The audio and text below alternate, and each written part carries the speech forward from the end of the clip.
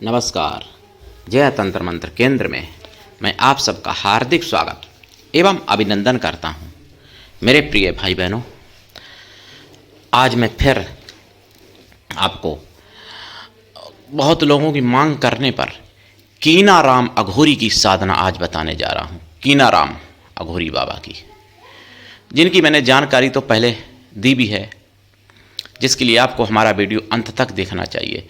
यदि आपने हमारा चैनल अभी तक सब्सक्राइब नहीं किया है तो लाल वाली बटन दबाओ और घंटी बजा दो। कोई शुल्क एवं चार्ज नहीं कटेगा। आप हमारे वीडियो को फेसबुक पर, व्हाट्सएप पर, ट्विटर अकाउंट के माध्यम से और इंस्टाग्राम पर अधिक से अधिक शेयर करें। लाइक और कमेंट करना भी आपका धर्म है। दुनिया में जिसका कोई नहीं, मैं उसका हूँ। यदि आपको अपनों ने धोखा दिया है अथवा आपको परायों ने धोखा दिया है तो आप एक बार मुझे अवश्य आजमाएं। हमारा मोबाइल नंबर है 9305 63 71 73। बात करने का टाइम भारतीय टाइम के अनुसार दिन में दोपहर 12 बजे से 2 बजे के बीच का है। यदि आप सच्चा पवित्र निस्वार्थ दिव्य प्रेम पाना चाहते हैं अथवा सच्चा पवित्र निस्वार्थ दिव्य प्रेम देना चाहते हैं तो आपका स्थान मेरे लिए मेरे प्राणों से भी करोड़ों गुना ऊपर है। मैं राष्ट्रीय अध्यक्ष कृष्णा दल एवं महामंडलेश्वर आप सबसे निवेदन करता हूं, यदि आप मानवतावादी हैं अथवा आप सनातनी हैं तो मुझसे जरूर जुड़ें। यदि आप में योग्यता हुई तो मैं आपको पदाधिकारी भी बनाऊंगा अपने संगठन कृष्णा दल में। ये कृष्णा दल हमारा आपका सबका एक परिवार है। आप देश विदेश में, विश्व के किसी भी कोने में रहते हैं, किसी भी जाति धर्म से हैं, कोई दिक्कत नहीं। आप हमारे दिए हुए ज्ञान से भरपूर लाभ उठा सकते हैं। लेकिन मैं यदि आपको प्राणों से ज़्यादा प्रेम करता हूं तो आपका भी कुछ कर्तव्य है, जो अपना कर्तव्य ध्यान रखना चाहिए। मेरे प्रिय भाई बहनों, मैं आपको साधना बताऊं उससे पहले मैं कुछ जानकारी बता दूं। देखिए, संबल में, उत्तर प्रदेश के संबल में बहुत तरह तरह के खुलासे हुए, और अगर आप जानना चाहते हैं कि हरिहर मंदिर संबल में था तो उसके एक नहीं 71 चिन्ह और यानी 15 सबूत और यानी लगभग सैकड़ों से भी ऊपर यानी हजारों सबूत लेकर के आए थे बिंदास बोल में सुरेश चौहान भाई साहब। और 2024 30 नवंबर को यानी 30 नवंबर 2024 दिन शनिवार का आपको 8 बजे का बिंदास बोल देख लेना चाहिए और आप समझ जाओगे कि कैसे कैसे षड्यंत्र चल रहे। लेकिन उन्होंने इतने सबूत दिखाए संबल के बारे में और तथ्यों के साथ सब कुछ कहा। और इधर जिहादियों ने ऐसे ऐसे पत्र भेजे हैं सुप्रीम कोर्ट में कि कोई भी निचली अदालत ऐसे फैसला ना दे, सर्वे का आदेश ना दे कहीं भी, जिसमें काशी, ज्ञानवापी और मथुरा, धार, संबल और भी बहुत से मतलब स्थान वो सम्मिलित हैं, जिनको मंदिरों को तोड़ करके और मस्जिदें जहां बनाई थी जिहादी सूअरों ने बनाई थी, और उन्हीं को वो आज के जिहादी लोग अपना पूर्वज मानते हैं। जबकि असलियत में अगर कहीं कहा जाए तो पूर्वज तो हिंदू हैं उनके, क्योंकि जितने भारत में मुस्लिम हैं या पाकिस्तान में या बांग्लादेश में सब यानी हिंदू से बने हैं। सबका कन्वर्जन किया गया। कुछ तलवार के डर पर ज़्यादातर तो बने यानी, और कुछ जो है प्रलोभन से बने। लेकिन फिर भी दुर्भाग्य देखिए कि वो अपने पूर्वजों को भूल करके, और जो अरबी घोड़े आए थे उनको, उन सूअरों को अपना पूर्वज मानते हैं, इसलिए उनके पक्ष में बोलने को तैयार रहते हैं। उनके नाम से उनको रोट चाहिए, सब कुछ चाहिए, लेकिन संविधान को नहीं मानेंगे। लेकिन खाना भारत का चाहिए, पैसा भारत का चाहिए, सुविधा भारत की चाहिए, लेकिन नाम उनका चाहिए। और हमारे हिंदुओं में अब क्या बताएं, कुछ आप लोग सब समझदार हो। इधर बांग्लादेश में एक मजाक की बात बताऊं, हंसी की बात, कि बांग्लादेश में जिसको नोबेल पुरस्कार मिला और किस के लिए मिला, शांति को फैलाने के लिए, शांति दूत के नाम से। और कितनी बड़ी वहां शांति है, जब से वो आया आतंकवादी वहां पर शेख हसीना के जाने के बाद, तब से ही आपको बता दें 200 से ज़्यादा मंदिर तोड़े गए और दसियों हजार हिंदुओं की हत्या की गई, और आज भी वो आतंकवादी हत्या करवा रहा है हिंदुओं की। 29 नवंबर शुक्रवार को भी हिंदुओं की हत्या की गई, जुमा नमाज के बाद, यानी जुमा की नमाज के बाद मंदिर तोड़े गए, 3 मंदिर तोड़ दिए गए, बड़े बड़े मंदिरों की बात कर रहा हूं, और हत्याएं भी की गई, और हिंदुओं के सामने ही उनकी महिलाओं के साथ दुष्कर्म करने की कोशिश की, और कुछ के साथ किया भी गया। और ये करवाने वाला केवल आतंकवादी बांग्लादेश का, जो वहाँ की सबसे बड़ी ताकत, यानी यह सबसे उच्च स्थान पर बैठा हुआ, और उसको शांति के नाम पर कैसे नोबेल पुरस्कार मिल गया। ये कलयुग है। कलयुग देखिए आप, कैसा कलयुग, जो सबसे ज़्यादा क्रूर, जो सबसे ज़्यादा हत्यारा, और उसको शांति के दूत कह के नोबेल पुरस्कार दिया जाता है। और जो शांति फैलाने वाले वास्तव में चिन्मय दास प्रभु जी महाराज इस्कॉन के, उनको वहाँ पर नकारात्मक और ना जाने क्या क्या कह के और राष्ट्रद्रोह का झूठा मुकदमा लगा के और जेल में डाला जाता है। ये कलयुग है, यही घोर कलयुग होता है प्रिय भाई, कि अगर आप संत हो, अच्छे हो, तो आप सबसे बड़े आतंकवादी हो कलयुग में, और जो सबसे बड़ा आतंकवादी हत्यारा सुअर है, उसको सबसे बड़ा संत कहा जाता है। ये कलयुग है मेरे प्रिय भाई बहनों। लेकिन ऐसे काम नहीं चलेगा। अगर आप सोचते हो कि बांग्लादेश में हो रहा, यहाँ नहीं होगा, तो आपकी भी बारी आने वाली है, इसलिए जागो।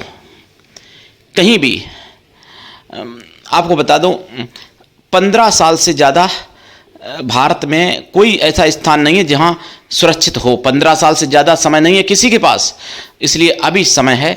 कहीं कहीं तो 5 ही साल बचे हैं किस शहर में, जैसे मान लो दिल्ली 5 साल में हिंदू विहीन हो सकती है, 5 से 10 साल, 10 साल से ज़्यादा नहीं है दिल्ली के पास। बंबई 5 साल या ज़्यादा 10 साल, उससे ज़्यादा नहीं। तो इसी तरीके से बड़े बड़े शहरों की स्थिति है। अगर आप नहीं जागते हो, अगर आप नहीं समझते हो, अगर आप नहीं मतलब कोई रोक लगाते हो, तो फिर आप अपना ये हाल निश्चित समझो जो बांग्लादेश में हो रहा है हिंदुओं का। और इसके लिए तरीके क्या क्या हैं। हम केवल रोना नहीं रोते, हम उपाय भी बताते हैं। हम हर चीज़ का उपाय बताते हैं प्रिय भाई बहनों। इसका उपाय क्या है? एक तो उपाय यह है कि सभी हिंदू संगठित हों, एकजुट हों और एक दूसरे का साथ देने को तैयार हों अभी तुरंत, नंबर 1। नंबर 2, हिंदू बढ़ें। अगर घटोगे तो जरूर कटोगे, जरूर मिटोगे, ये निश्चित है। तो बढ़ें। ये मत सोचो कि हमारे 2 ही बच्चे हो जाएंगे या 1 ही बच्चा हो जाएगा। अरे 1-2 बच्चे तो क्या बताएं, कच्चे फल हैं, क्या करेंगे बेचारे। आप वहाँ एक सुदर्शन पे दिखाया गया था, एक मुल्ला का किसी का इंटरव्यू, अकेले मुल्ला के 36 बच्चे थे। अब उसके 36 तुम्हारे 2 क्या कर लेंगे, तुम्हारा क्या उखाड़ लेंगे तुम्हारे बच्चे। तो संख्या बढ़ाइए हिंदुओं की, नंबर 2। नंबर 3, उनके यहाँ झोपड़ी वाले भी होते हैं, उनके यहाँ भी आपको तलवार और बड़ी बड़े हथियार मिल जाएंगे, AK-47 तक मिल जाएंगे। आप 5 करोड़ के फ्लैट में रहने वाले, लेकिन एक छुरी नहीं मिलेगी, क्या करेंगे तुम, क्या कर लोगे? तो घर में अस्त्र शस्त्र रखिए। हम ये नहीं कह रहे कि किसी को काटिए मारिए, रखिए घर में। एक घटना नोएडा की शायद मैंने सुनी थी, कई बार मैं सुन चुका हूँ, आप गूगल करोगे शायद मिल जाएगी। नोएडा या गाजियाबाद की है, इन्हीं में से कहीं है, मुझे लगता है नोएडा की है घटना। किसी रोहिंग्या विदेशी महिला ने किसी की कोठी में चोरी की, वो बर्तन धुलने झाड़ू पोंछा वाली थी, कोई चोरी की, पकड़ गई, उन्होंने मारा ना पीटा ना गाली दी, केवल पकड़ के बैठा लिया और सूचना दी पुलिस को। ठीक, पुलिस नहीं पहुंच पाई, उससे पहले उस महिला ने फोन किया, उस चोरनी ने फोन किया और वहां पर हजारों से ऊपर रोहिंग्या बांग्लादेशी पहुंच गए और पुलिस को भी पथराव, पुलिस के ऊपर भी पथराव किया। पुलिस नहीं जा पाई, पुलिस बाद में पहुंच पाई, पुलिस के जाने से पहले पहुंच गए और उस महिला को छुड़ा के ले आए और कोठी सेठ की कुछ नहीं चली और उसको कोठी जला दी जाती अगर वो नहीं छोड़ता तो। वहां पे सारा आइटम लेके पहुंच गए थे वो जिहादी हजारों की संख्या में, एक चोरनी के कब्जे में कहने से। जो भी वो भी चोर थी, पकड़ी गई रंगे हाथ, और वो भी झाड़ू पोंछा लगाने वाली औरत। उसके फोन पर एक हजारों से ऊपर भीड़ इकट्ठी हो गई थी रोहिंग्या और बांग्लादेशियों की। तो आप समझ सकते हो अपना भविष्य क्या है। कल्पना करो, हमारी ना मानो, कल्पना करो क्या हो सकता है आपके साथ। और जो समझता नहीं है उसके लिए कितना भी समझाओ नहीं। अब जिसकी प्रज्ञा ही शून्य हो गई हो तो उसको चाहे कितनी भी हजारों अच्छी पुस्तकें दे दो, लेकिन उसके लिए कोई काम की नहीं, क्योंकि भाई जिसकी प्रज्ञा ही शून्य हो गई हो, जिसके पास प्रज्ञा ही नहीं है। इसी तरीके से जैसे या तो नेत्र हैं नहीं जिसके, या फिर नेत्र बंद हैं, तो उसके लिए दर्पण किसी काम का नहीं है। ये श्लोक है संस्कृत का जिसका मैं अर्थ बोल रहा हूं। तो मेरे प्रिय भाई बहनों, ये सारी चीजें आपको समझनी पड़ेंगी। अब मैं कीनाराम के बारे में बात बताऊं। और हम तो देखो हमेशा कहते हैं कि घटोगे तो मिटोगे, और निश्चित है, और सनातन से दूर हटोगे तो भी कटोगे। संबल में यही तो हुआ, तुर्क समाज के लोगों ने पठान समाज के लोगों पर गोली चला दी और 5 की खबर बताई जा रही मारे, और फंसाने की कोशिश कर रहे हिंदुओं को। तो सनातन से दूर हटोगे तो तुर्क और पठानों में संबल में हुआ, 5 मारे गए। और अगर यही सरकार किसी और की होती तो ना जाने कितने मारे जाते हैं। और सिया सुन्नी की तो अक्सर होती रहती है। तो ये सारी चीजें समझो। सनातन धर्म एक ऐसा है जो जहां प्रेम का भंडार है, केवल प्रेम है सनातन धर्म में और कुछ भी नहीं। लेकिन प्रेम करो, मैं मना नहीं करता, लेकिन पागल कुत्तों से अगर प्रेम करोगे तो वो तो आपको नोचेंगे, खाएंगे। ये ध्यान रखो। पागल कुत्ता अगर हो जाए, अपना भी कुत्ता अगर है वो पागल हो जाता है, ठीक नहीं होता है, तो उसको मार देना ही एक बनता है और कोई उपाय नहीं रह जाता है। तो पागल कुत्तों के साथ अगर आप रहोगे तो फिर यही होगा जो बांग्लादेश में हो रहा है। हालांकि कुत्ता तो कहना, कुत्ते का अपमान है इन लोगों को, लेकिन मैं पागल कुत्ता कह रहा हूं, क्योंकि कुत्ता तो बहुत वफादार होता है, लेकिन पागल कुत्ता जो हो जाता है उसकी सब कुछ नष्ट हो जाता है, वफा सब नष्ट हो जाती है। तो मेरे प्रिय भाई बहनों, कीनाराम बाबा बहुत बड़े सिद्ध पुरुष थे, अघोरी तो थे ही, और ये अवतारिक शक्ति एक तरह से समझ लो, जिनका धूना आज भी बनारस में है। और हिंगलाज वाली माता को सिद्ध करके, तपस्या के बल से वरदान प्राप्त करके उनको लाए थे और अपने धूना में स्थापित किया था। वहाँ आज भी मनोरथ पूर्ण होते हैं। वहाँ पर जाने से वहाँ की सिद्धि शक्ति ऐसी है उनकी, कीनाराम बाबा की, कि आज भी वो सुनते हैं, आज भी बड़े से बड़े कष्ट दूर होते हैं वहाँ जाने से। तो उनकी साधना मैं आपको बताऊं। देखिए, इनकी साधना या तो आप शमशान में करो, या फिर जलाशय के किनारे करो, गंगा जमुना इत्यादि कहीं नदी किनारे, और घर में भी कर सकते हो। इनको आप पिता रूप में सिद्ध करो, सबसे अच्छा रहेगा पिता रूप में। तो इनकी साधना में आपको देखिए दक्षिण दिशा की तरफ मुख करके काले आसन पर बैठना पड़ता है, और रुद्राक्ष की माला से या काले हकीक की माला से या फिर अस्थि माला से इनका जाप किया जाता है। कीनाराम बाबा का, कीनाराम बहुत बड़े अघोरी हैं, आप नेट पे सर्च करोगे इनका पूरा वो आ जाएगा कीनाराम बाबा का। लेकिन जो आ जाएगा वो मैं नहीं बता रहा हूं, क्योंकि वो तो नेट पे बहुत लोगों ने डाला। हमें यहाँ पर इनके मंत्र, इनकी साधनाएं बताने की कोशिश करता हूं। इनकी साधनाएं कई एक हैं, जिसमें से एक साधना आज मैं बता रहा हूं। तो इनकी साधना रात्रिकालीन होती है। और देखिए, साधना काल में आपको शाकाहारी रहना पड़ता है। साधना काल में, साधना के बाद आपकी मर्जी क्या करते हो क्या नहीं। साधना काल में शाकाहारी रहना पड़ता है, जबकि इनको भोग जो है बकरे की कलेजी और शराब का दिया जाता है रोजाना। रोजाना अगर ना दे सकें तो पहले दिन और आखिरी दिन तो दे ही दें, वैसे रोजाना देंगे तो ज़्यादा अच्छा है। मछली का भी दे सकते हो भोग इनको, दारू जरूर रहती है।